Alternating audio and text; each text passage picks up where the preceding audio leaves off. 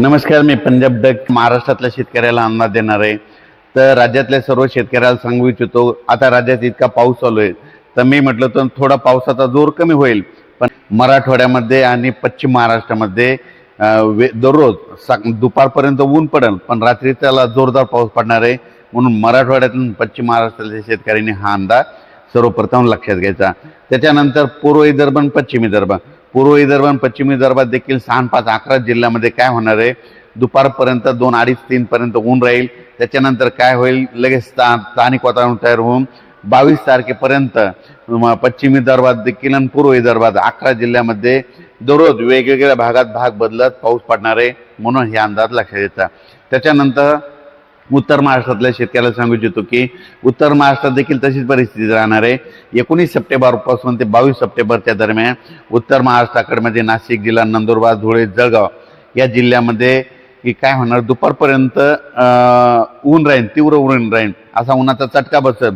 पण रात्रीच्याला अचानक काय होईल, वातावरण तयार होऊन विजेच्या कडकडाटासह काही भागामध्ये वेगवेगळ्या भागात भाग बदलत भाग सोडत पाऊस पडणार आहे, म्हणून हा 22 तारखेचा अंदाज लक्षात द्यायचा।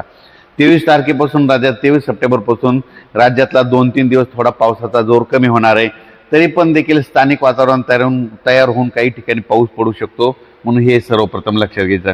पण आता तुम्हाला एक सांगू इच्छितो, आता हे झालं 23, 24, 25, 26ला थोडा विश्रांती घेईल, म्हणजे थोडाफारच कमी होणार आहे।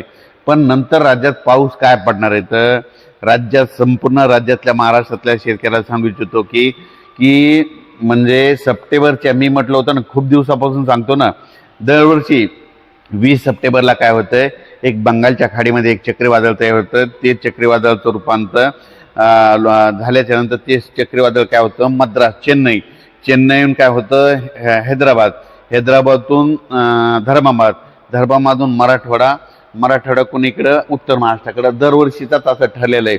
भविष्यात देखील काय करायचं, पाऊस जरी नाही पडला तर आपण म्हणायचं 20 सप्टेंबरला एक चक्रीवादळ होणार आहे आणि सप्टेंबरच्या शेवटच्या आठवड्यात पाऊस येणार आहे।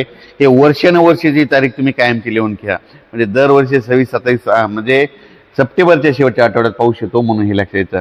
पण तुम्हाला एक सांगू इच्छितो, सप्टेंबरच्या शेवटच्या आठवड्यात आता राज्यामध्ये काही ठिकाणी अतिमुसळधार, कुठं मुसळधार, कुठं रिमझिम, कुठं अतिवृष्टी होईल, कुठं ढगफुटी सदृश्य पाऊस पडणार आहे, म्हणून हा अंदाज लक्षात घ्यायचा।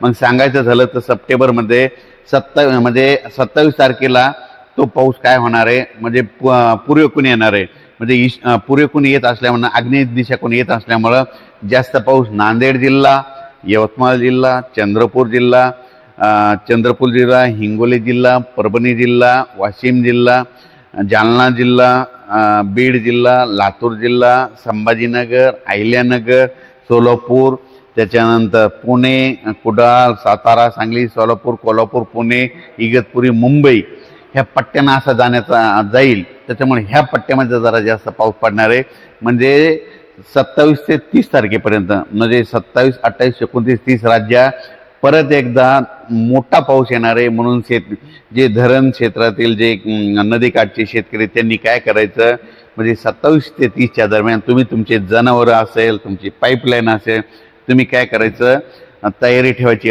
पाईपलाईन असेल तर काढून बाजूला आणून ठेवायची, जनावरे त्या 8 दिवस